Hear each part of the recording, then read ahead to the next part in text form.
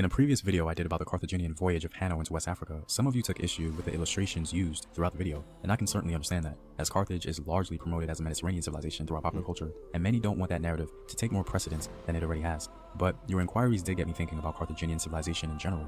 I began to realize I never really investigated or studied Carthage like I've done for other African civilizations.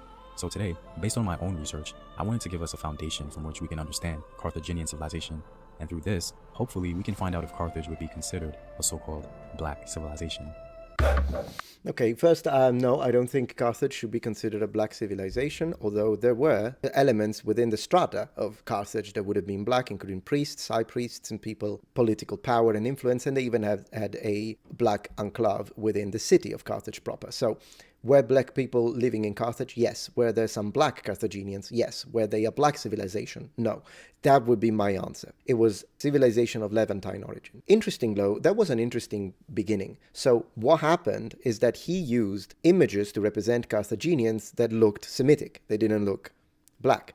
And seems like his audience turned against him, like complained about it, and so he decided to dig deeply into it in order to see if he can actually say that they were black. It's interesting. I had never seen that happen before, so I'm kind of curious to see what's going to happen. Nice intro, man. What up, African World? It's Home Team here, and welcome back to another video of African history, culture, and worldview. By supporting this channel on Patreon, you're helping in the creation of these videos and supporting this content. If you'd like access to full courses and sources, or you simply want to show your support, you may do so by clicking the Patreon link in the description box below. Even though the terminology of black is a little outdated, for the purposes of this video and for simplicity, I'm going to have to use it. The way I define black or black civilization is mostly through a Western point of view. So the term in general will be defined as having a close relationship or origin with the people we would consider black today in the Caribbean or the Americas.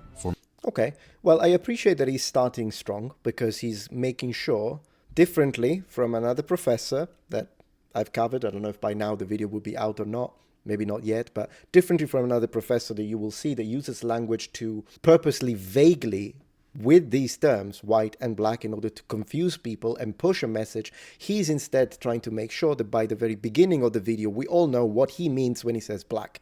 And I appreciate that. I don't know why he says black is dated. You mean in the historical period, I was talking about the ancient period? Then maybe I understand, but I appreciate that he's being clear with the language used. That's a good way to start. Carthage was never really on my radar because, to be honest, I just never found it interesting. Really? That might sound like blasphemy to some African history enthusiasts, but I just never really cared for it. I can't give you a concrete reason, Fine. But my closest guess is that perhaps I just never truly understood its history. I don't know.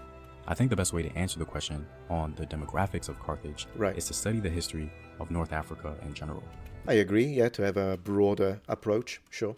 North Africa has the most unique history on the continent because there's not only so much we don't know about it, but because the desertification of North Africa over time drastically impacted its history. Personally, I break up North African history into 3 periods to help me understand it better. There's prehistoric North Africa, ancient North Africa, and then medieval. I know prehistoric and ancient can be considered the same thing, but I separate them because, again, the desertification of North Africa affected its history so much. Prehistoric I think he's talking about the fact that the Sahara wasn't a desert up to a certain period. Before that, it was crossable, it was green, we know that 100%, so I agree with that. And also, I tend to use ancient meaning the classical period, and maybe even the Bronze Age. I will use ancient for the Bronze Age, really from the discovery of metal. That's when I personally use ancient. Sure, you could apply ancient to prehistoric, but usually I do specify prehistoric in that case. So I think we use similar terminology here.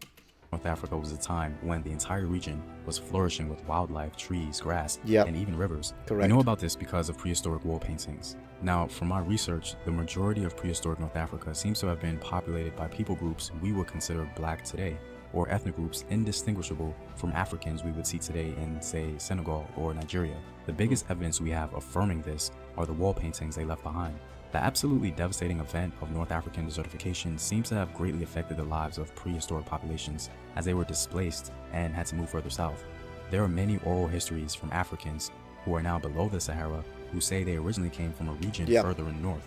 In this discussion, it's important to consider prehistoric North African populations because they continue to be a forgotten presence throughout the history of the region. After the desertification, we get more into what I would consider ancient North Africa. Unfortunately, putting a timeline on the desertification isn't easy and certainly not exact, so I'll refrain from doing so.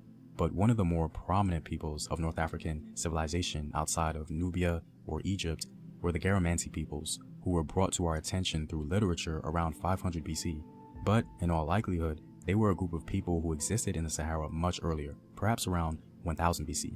From the onset, the Garamanti people are seen as being diverse in phenotype. Now, we can't say for certain. Okay, yeah. So as you see, I'm not the only one who talks about the diversity, phenotypic diversity, and therefore multi-ethnicity of Northern Africa. And that's one of the things that I strongly push. I say the Egyptians were multi-ethnic. I don't know if he agrees with that. I'm not trying to put words in his mouth, but at least he agrees that certain areas, even if he was one of those who says, no, Egyptians were all black, still he agrees that the other populations that lived in Northern Africa would have been multi-ethnic, which is my position. And it's always been my position, and it's the one position that I get attacked and hated the most with the people that make the debunking video, Metatron liar, Metatron fraud, and then they present no evidence that is actual unbiased. They just attack me. It's all character assassination. But there you go. As you can see, black man, channel dedicated to Africa, extremely successful. He is saying what I say. North Africa was multi-ethnic and it had significant phenotypic variance and diversity.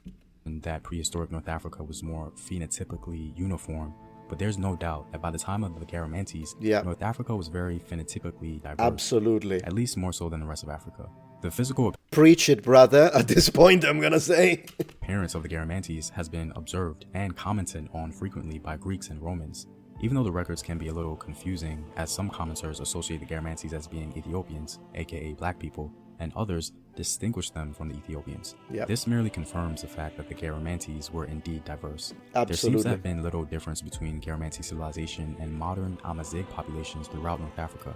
I believe that the issue of Garamanti demographics is important, because it can be seen as a model for Carthaginian civilization. Even though Carthage had received migration and foreign influence from outside of Africa, that prehistoric base still seems to have been present. I'll get to that in a minute, but let's talk about Carthaginian civilization as a whole. Carthage? Yeah, the prehistoric